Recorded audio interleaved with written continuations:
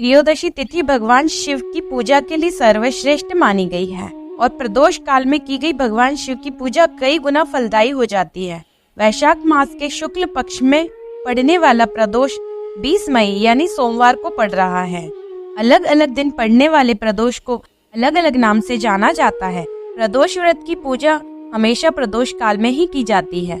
प्रदोष काल सूर्य अस्त से 45 मिनट पहले प्रारंभ होता है और सूर्य अस्त के 45 मिनट बाद तक चलता है। इस काल में की गई पूजा कई गुना फलदायी हो जाती है। प्रदोष व्रत में कभी भी नमक का, मिर्च का और अन्न का सेवन वर्जित है। पूजा की थाली में अबीर, गुलाल, चंदन, काले तिल, फूल, धतूरा, बिलपत्र, समीपत्र, जनेऊ, कलावा, दीपक, कपूर, अगरबत्ती, धूप, फल और पंचामृत, गोला सुपारी के साथ पूजा करें। भगवान शिव का नाम स्मरण करते हुए पूजा करनी चाहिए। भगवान शिव की पूजा उत्तर दिशा की तरफ मुख करके करनी चाहिए। प्रदोष व्रत की महिमा।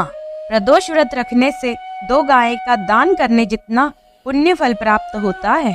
मान्यता है कि प्रदोष के समय भगवान शिव कैलाश पर्वत के रजत भवन में इस समय नृत्य करते हैं और देवता उनके गुणों का स्तवन करते हैं।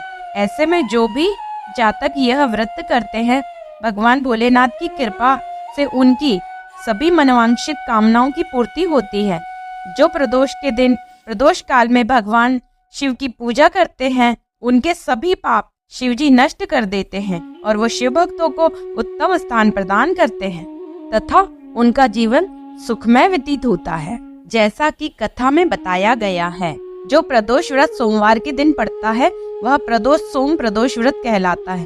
सोमवार भगवान का प्रिय दिन माना जाता है, अतः इस दिन प्रदोष होने से उसकी महिमा कई गुना बढ़ जाती है। पौराणिक कथा के अनुसार एक नगर में एक ब्राह्मणी रहती थी।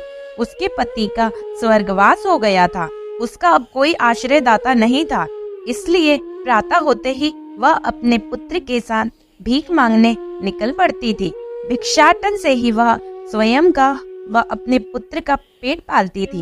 एक दिन ब्राह्मणी घर लौट रही थी तो उसे एक लड़का घायल अवस्था में करहाता हुआ मिला। ब्राह्मणी दयावश उसे अपने घर ले आई। वह लड़का विदर्भ का राजकुमार था। शत्रु सैनिकों ने उसके राज्य पर आक्रमण कर उसके पिता को बंदी बना लिया था और राज्य पर नियंत्रण कर लिया था, इसलिए वह मारा मारा फिर रहा था। राजकुमार ब्राह्मण पुत्र के साथ ब्राह्मणी के घर रहने लगा। एक दिन अंशुमती नामक एक गंधर्व कन्या ने राजकुमार को देखा और उस पर मोहित हो गई। अगले दिन अंशुमती अपने माता पिता को राजकुमार से मिलवाने लाई। उन्हें भी राजकुमार भा गया।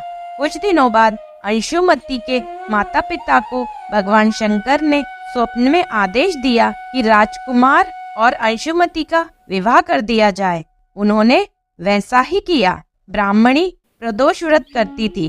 उसके व्रत के प्रभाव से और गंधर्व राज की सेना की सहायता से राजकुमार ने विदर्भ से शत्रुओं को खदेड़ दिया और पिता के राज्य को पुनः प्राप्त कर आनंद पूर्वक रहने लगा। राजकुमार ने ब्राह्मण पुत्र को अपना प्रधानमंत्री बनाया। ब्राह्मणी के प्रदोष व्रत के महात्म्य से जैसे राजकुमार और ब्राह्मण पुत्र के दिन फिरे, वैसे ही भगवान शंकर अपने सभी भक्तों के दिन भी फेरते हैं। हर हर महादेव।